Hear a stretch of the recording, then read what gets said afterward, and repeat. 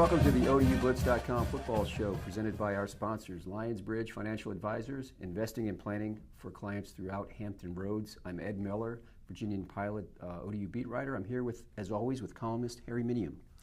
Ed, it was a difficult week for ODU last week. One of the most difficult weeks one of the most heartbreaking losses I've ever seen them suffer. They go into the fourth quarter with a 10-point lead. They have turnovers. They have an absolutely awful call against Denzel Williams. They played much better than they've been playing. What were your thoughts on what you saw? Yeah, I agree with that, Harry. They played probably their best game of the year. If you look at the stats, you look at the opponent, you consider they had the best quarter of the season easily. The third quarter, they completely dominated the third quarter, scored 17 points. Held Western to -3. Held them to literally nothing, less than nothing. Just couldn't finish it. The couple of key turnovers, explosive plays in the defense, it's the same old story. You mentioned the Denzel Williams play, which was really a bad call. I mean, Bobby Wilder brought it up several times, and he sent the tape to Conference USA. He basically said he expects they're going to tell him, judgment call, bang, bang play. But it was a football play. It was, he arrived at the same time the ball did. He put a good hit on the Western receiver. The receiver went down. They threw the flag. They'd thrown a similar flag on Rob Thompson in the first half and picked it up. Yeah. So it's, player safety is the number one issue right now for officials. So I think they're sensitive to that. But he wants Denzel to keep playing as hard as he does, and he's one of the most physical safeties in the entire conference. Yeah. Well, let's, ODU was 10-3 last season. They're 2-5 last season. I have a theory on why their record has fallen so much. When you're at the FBS level, at the mid-major level, Conference USA Sun Belt, you don't have a lot of depth. And it was apparent that one of the reasons Old Dominion played so much better in this game was because of Ray Lowry. I mean, they got one of their playmakers back. Let's look at last year's team compared to this year's team. Last year they had David Washington, a redshirt senior, their most valuable player. They replaced him with a 17-year-old freshman, right. And that's Stephen Williams he's going to be a good player for ODU. I think he's going to be a great player, but he's making mistakes now. Last year they had Zach Pascal, who graduated, and Jonathan Duhart. They were their go-to guys at wide receiver. Duhart's out with an injury, and other guys haven't stepped up. Their defense has played pretty well, not as well as expected, but the problems have been on offense, and I think their offense has begun to heal itself. Yeah, as you were saying, this is a team that got off its rhythm early. The injuries they had early were to key players, Jonathan Duhart, Ray Lowry, probably the top two playmakers on the offense. We didn't mention Chad Hendricks, the right tackle, who went down for a couple of weeks. Yeah. Melvin Vaughn, who's also a key playmaker, went out. The quarterbacks that they were trying to work into the mix, Blake LaRussa, Jordan Hoy, really had one hand tied behind their back in terms of having a complete offense to work with. Yes. So they couldn't move the team. Bold move to go with Stevie Williams, and as you said, he's going to be good. You said they had a redshirt senior last year. This year it's like they have a redshirt high school senior. I mean, he's 17. He won't turn 18 until next Saturday. So really young, but I talked to him today after practice, and he seems to be maintaining his confidence. He stayed after to do some extra work with the receivers. He's a really dedicated kid. I think he's going to be good. It's just a matter of time. I think there were a couple of instances where ODU was asking too much of him, and with all apologies to Bobby Wilder and Brian Scott, because they're great coaches. I think when Old Dominion had a first or second down at the 2, and they sprinted him out left, and he throws a pass off balance, it bounces off an ODU receiver. Western Kentucky intercepts. I think you're better off running the ball there, being conservative. That set up a Western Kentucky touchdown. And then early in the fourth quarter, Western Kentucky had just cut the lead to 3, and the running game had been working for ODU. Ray Lowry had just burst off tackle or up the middle for like 60 yards for a touchdown. And instead of sticking with the running game and trying to run the clock and score in the game, they try and go deep into double coverage, and it's picked off, and Western Kentucky intercepts, and they score the game-winning touchdown. Yeah. ODU faces a tough road to a bowl game right now. They're 2-5. They've got to win 4 of their last 5. 3 of them are on the road. It's going to be a hard road for them. Oh yeah, their margin for error is getting to be really slim. If they lose this week, they have no margin for error. Yes. So yeah, very tough road to postseason eligibility.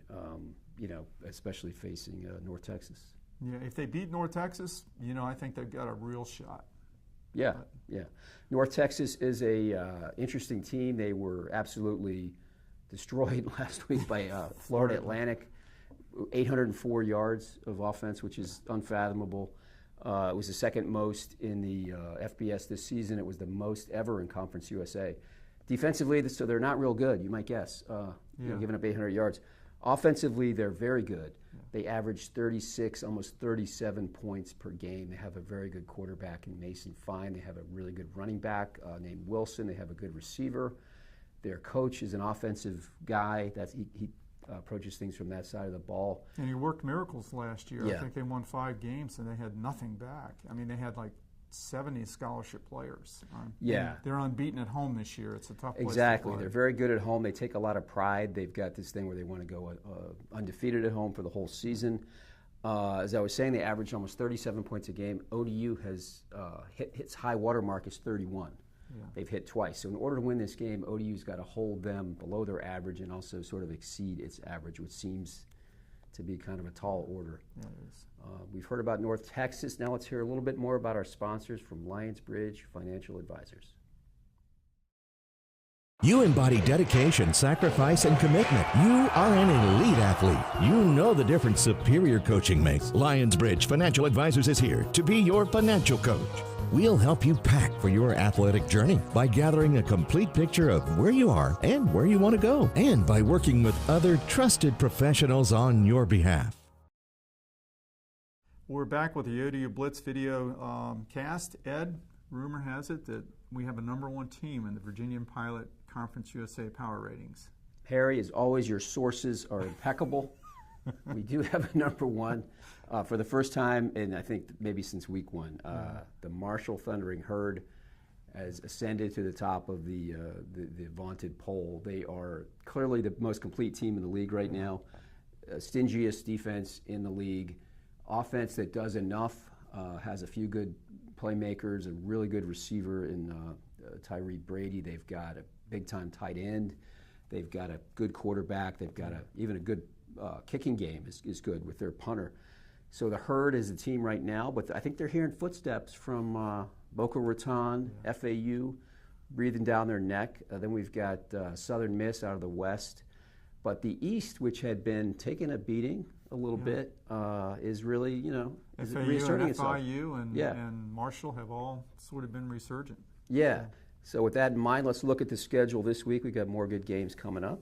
Florida Atlantic at Western Kentucky. That's actually a game I'd like to see.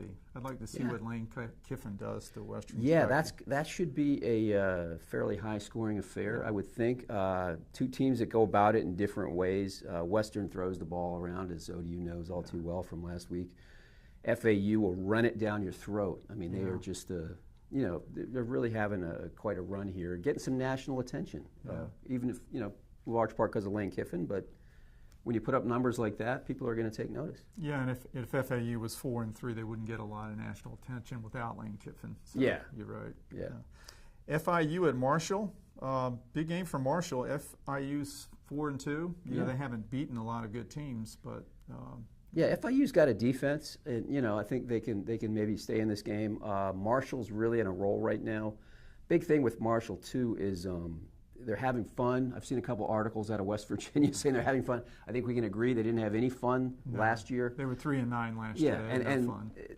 More than that, they were sort of a disjointed group. They didn't seem to like each other. So Doc Holliday's got it going on, and I like Marshall in that game. I do too.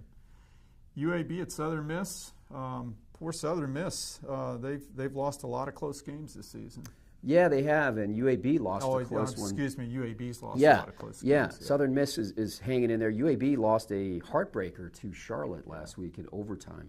All of a sudden, as I mentioned in my rankings, expectations have risen for UAB. Yes. They were expected to do not much at all beginning of the year, and I don't think people would have been surprised if they're a 1-win, 2-win team. Here they are at 4-3, trying to get the bowl eligibility, but it's going to be hard to do that going through Southern Miss. But I wouldn't put it past the Blazers. Hattiesburg's a tough place to play, as Old Dominion can attest. Tough place to get to, I would imagine. It is. I've never been. Although it's not that far from Birmingham. Oh, well, there you go. I've been to Birmingham many times. But it's they have a good home field advantage here. They've got great fans at Southern Miss. Absolutely, yes. UTSA at UTEP, the visiting team has won the last 4 of these the meetings between these two teams. I think the visiting team will win again. Let's make it 5. Yeah, UTEP is in a tough spot. Let's just put it mildly. They're 0-7, and they don't score a lot of points. They don't put up a lot of offense. It's like they do in a game about what FAU does in a quarter these days. So it's been a tough spot for UTEP, but you never know. Going to El Paso, as we mentioned many times, is a challenge in itself. Well, last year the two teams met. It was a classic, according to media reports. It was the longest game in Conference USA history. UTEP won by 3 points in 5 overtimes. Wow, that was quite a game. Ed, what's your pick on North Texas? I think that it's a game ODU's going to have a very hard time pulling off, especially with North Texas coming off a big loss to FAU. Their pride was damaged. They're back at home. I see North Texas winning this game, 35-28, somewhere in that ballpark. I think it'll be a fairly high-scoring game, as ODU was in last week. I don't think ODU's got enough offense to beat North Texas right now. I have it picked at 38-24, which is a little more than the line. I agree. That's also a tough road trip to make, going all the way to Denton from Norfolk. It's a 3-hour flight. The weather's out there is different. It's probably going to be hot, and so. Actually, I've got the forecast. It's going to be cold. Is it really? Yeah, ODU's crack video coordinator, Wendell. His last name evades me, but you know who I'm talking about. Wendell Mitchum, good guy, was telling me it's going to be in the 50s for a high in Denton and low in the 30s maybe. So I'm going to pack a jacket for that game. Oh my gosh! Out in North Texas, yeah. So I'll be at the game. We'll talk about it next week. We'll be back to bring you up to date on everything Old Dominion is doing. Tom White will be our sports editor. Will be subbing for me next week as I'll be out of town. Yeah, exactly. Harry's got a bye week, yes, but I'll be here. And thanks again for watching the ODUblitz.com football show presented by our sponsors, Lions Bridge Financial Advisors, providing investing and planning for clients throughout Hampton Roads. For Harry Minium, I'm Ed Miller. We will see you same time next week.